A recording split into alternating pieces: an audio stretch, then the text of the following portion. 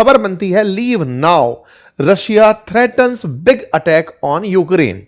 यह खबर जैसे ही आती है, इस खबर के मायने निकाले जाने शुरू होते हैं कि रशिया इतने साल से चले आ रहे युद्ध में अचानक अब ऐसा क्या कदम लेने जा रहा है जिसके लिए उसे विदेशियों को यूक्रेन की राजधानी को छोड़ने के लिए कहना पड़ रहा है।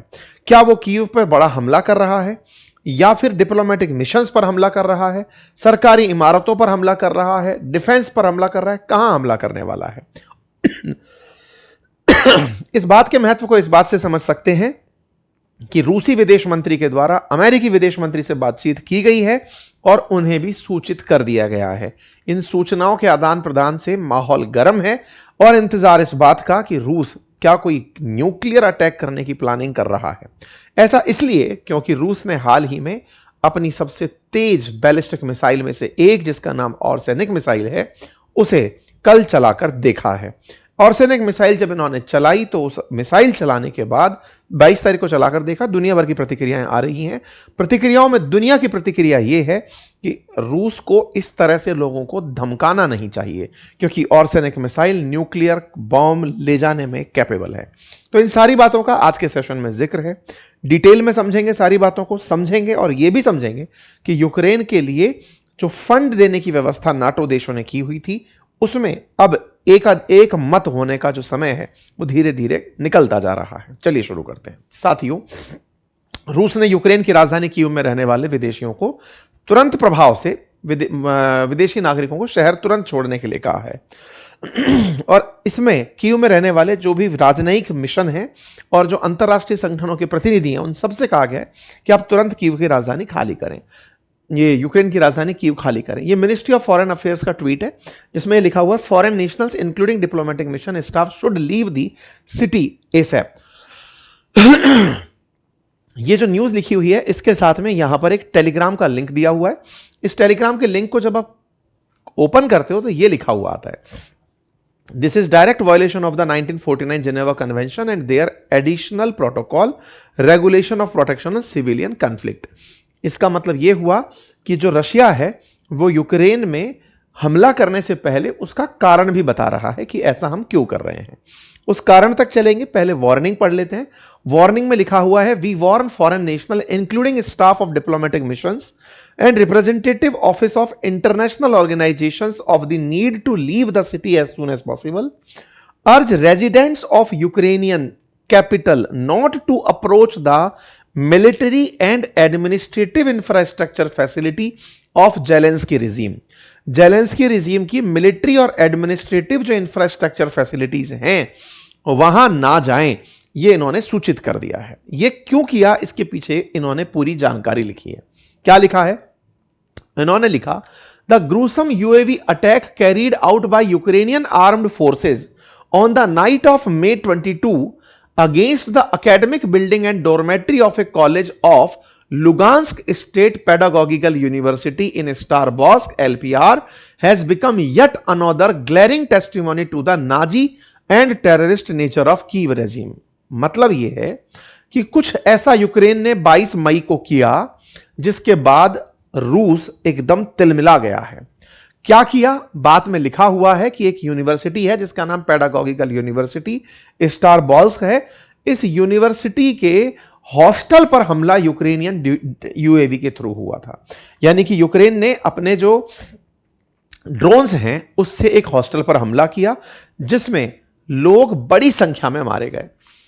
रशिया इस हमले के बाद से एकदम तिलमिला गया है। कहां हुआ था यह हमला?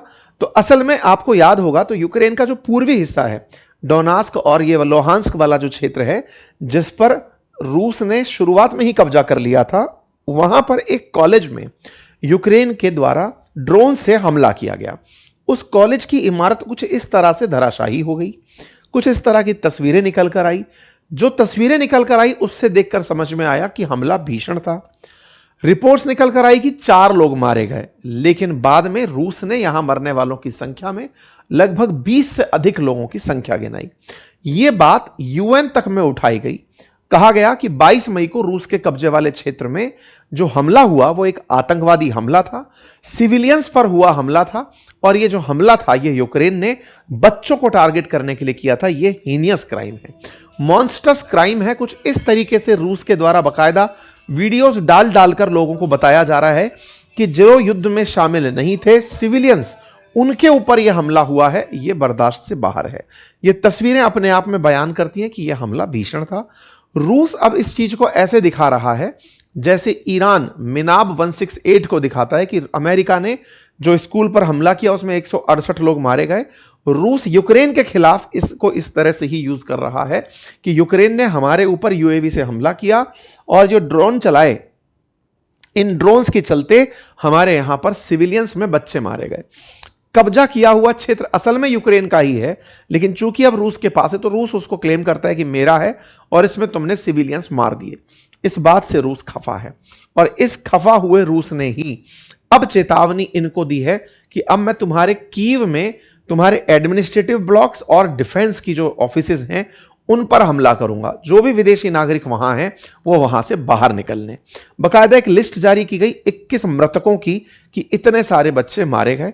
मिनिस्ट्री ऑफ फॉरेन अफेयर्स ने रशिया की तरफ से पूरे दुनिया भर के लोगों को यह जानकारी उपलब्ध कराई, बकायदा इस तरीके से कि साहब ऐसे ऐसे एक हमला हुआ था, हमारे बच्चे मारे गए, ये यूक्रेन के द्वारा सिविलियंस पर किया गया हमला है और ये साल का सबसे भीषण हमला है, हम इसका बदला लेंगे।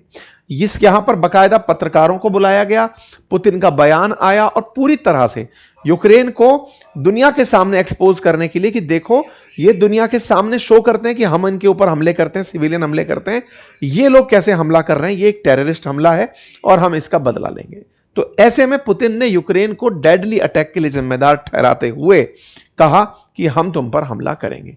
इंटरेस्टिंग बात क्या है कि लगातार यूक्रेन हावी हो रहा है। यूक्रेन ने कुछ दिन पहले ही मैसिव ड्रोन अटैक किए थे रशिया के अंदर।